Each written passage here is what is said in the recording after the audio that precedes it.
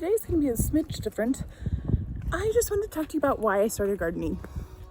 And that is a question a lot of people ask when they first meet me and first find out I have a garden or are just curious. And so I thought I'd share it with you guys. I started my first garden. I loved gardening. As a child, I loved it. I loved going to gardens. I loved people having gardens. And my mom, she gardened with flowers and perennials and trees, but never vegetables. And I always wanted vegetables. I just think it's cool because you get to grow your own food. So as I got older, I wanted to do it. My first one was like a couple years after Trey and I got married, and we tilled it. It was a 10 by 10 spot. It was so weedy that I didn't even want to be in it. And we did get some fruit out of it, but we didn't get much, and it wasn't that great. When we came to Oregon, we were busy fixing up our house because we bought a foreclosure. It was a smoking hot deal, but there was a lot of fixing to do. So starting a garden took the back seat, but the fence you're seeing was already here. Some parts were dilapidated and we rebuilt, but the majority, the bones were here. It was fenced in, basically ready to go. So I was pretty lucky when we started our garden last year. Not much fencing to do, which is huge. So, but before I started that garden last year, I had a raised bed, and I didn't know what cold hardy was. I didn't know what frost tender meant. I didn't know anything. I didn't even know what growing zone I was in. I didn't know anything about frost date, first frost date, last frost date, which doesn't mean anything where we live because we had a frost yesterday. But today's July 21st, in case you are wondering. There was a frost. It wasn't a freeze, just a frost. There's a giant pea, and I must go eat it. That's the stuff right there, people. If you grow no other variety other than Oregon sugar snap peas, you'll be sick. You'll be sad. Once I got this book, it's by a local lady who ran a nursery here for years. It's called Cold Climate Gardening. I hope I didn't butcher the name, but it's by Linda Stevenson. So I learned and I adapted, and it came at a time in my life where we had just adopted our boys. We adopted all three of our boys from the foster care system as a sibling group at once. And the first summer we got them, it was hot and smoky. And when you adopt a sibling group of older-ish children that came from hard places, your life becomes very extremely difficult. And it was actual hell on earth, between dying to myself to become a mother to these children, between knowing that my life is no longer what it used to be. My house is no longer what it used to be. My house was no longer quiet. The silence I hated before was now filled with loudness and destructiveness, and I hated it even more than the silence before. And I had to let go of myself. And planting this garden was huge in that. So it was a year after we got our boys home, and I needed something for myself. I had poured my whole entire life into raising these three children, and adopting takes a toll on you, it takes a toll on the children, it takes a toll on your marriage. It's hard. And so after year one, I needed something. And so this garden became my sanctuary where I just was able to pour myself in. And those children needed so much healing coming to this farm. But after a year in, so did I. And that's what I felt like this garden did.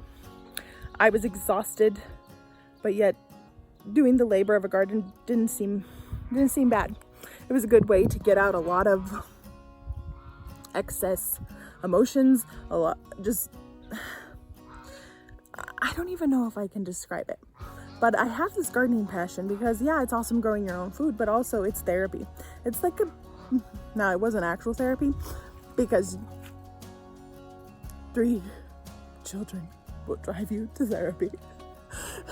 But the garden is therapy on a daily basis because you just gotta. And it was a place where, I feel God in every place, but I wish I could I wish you could feel it. We had a garden tour last year, which is the same one we had that's coming up soon. And I remember this one lady, she stopped 20 feet before the garden and was like, whoa, and said to her friend who was with her and was like, did you feel that? I just felt just immense peace and rest as soon as I just stepped in this area. And to me, that is exactly what I prayed for. I pray for rest and peace in this space, for myself and for my children and for my marriage, that we would have rest and peace in this home and in this garden and in this farm. And to have somebody who doesn't know me from Adam and who probably most likely doesn't have a personal relationship with Jesus, to feel that and to know it's there.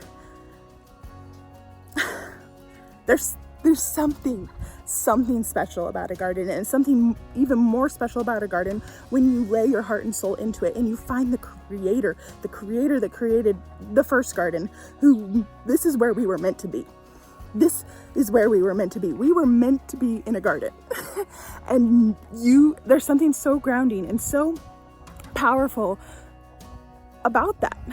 Going back to your roots, this is your literal roots are right here. This is my Garden of Eden, and I pray for that. I pray that the Lord will bless this garden, and I pray that He will come into it and that it will be an actual literal representation of the Garden of Eden. That is my prayer for this space, because I was in a literal hell on earth for over a year. And it was hard, and I wanted it. I wanted to be a mom. I love those boys. I love my husband. I wanted to be a mom. And it was hard. And I had to deal with a lot of crap that most people don't have to deal with. And that's okay, because if I didn't have to go through all that crap, I wouldn't have those 3 beautiful boys. And they are mine. They are all ours. Trey and I are so blessed with the most amazing children, but we worked hard. We have fought for those children every single day. And this garden has been a refuge. It has been a retreat. It has been a sanctuary, a place where I can come to God and tell Him my ugliest, disgusting, most nastiest thoughts, and actually have a literal come to Jesus moment, which I think is rare. And especially at a time right now where most churches, you can't really go and do stuff like that. So to have it in my own, technically, front yard is something special.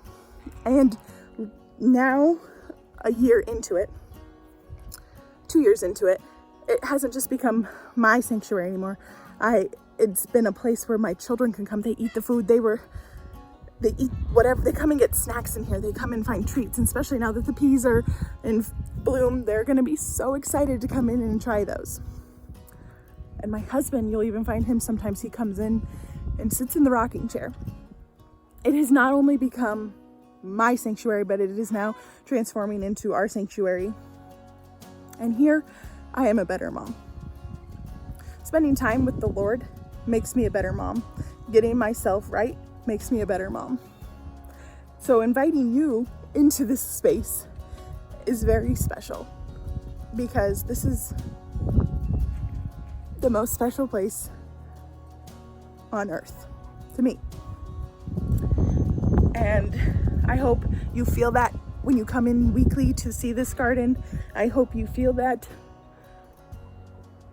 just in my words and how I'm talking about it. I just hope you and pray you feel that.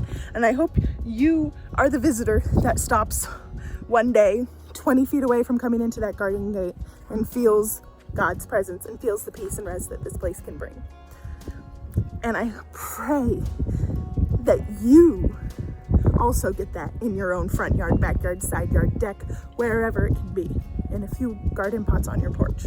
I pray that for you because people have prayed that for me. And sometimes you just need a place. And I just want, maybe one day you will come and see this garden. But if you don't, I pray that you find your own place in your own home that you feel this safe in. I thank you guys for watching this video. I pray that it blesses you in some way. And I just appreciate you coming along. Be sure to like and subscribe. You could be my 40th subscriber. Have a good night, guys. When this video is posted, it is going to be Trey and I's 8th year anniversary. Most people say, oh, 7th year is the hardest. But in our case, the first 5 were.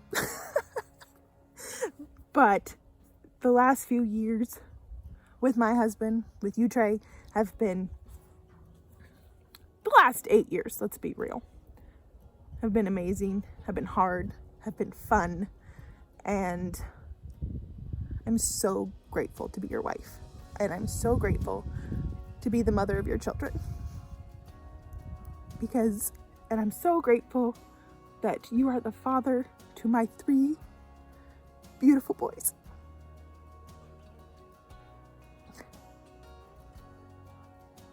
You were the father that they were always meant to have. And if I would have married anybody else, I wouldn't have those boys. And I wouldn't have this life.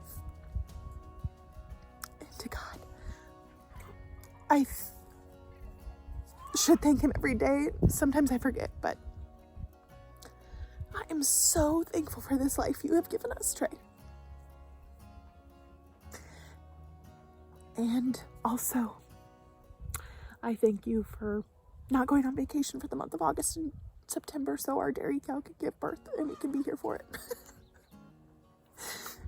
I don't know many men who would do that for their wives. I love you, honey, and I can't wait to share the rest of our lives together. On this farm, maybe on a bigger one, who knows? I love you and happy 8 years.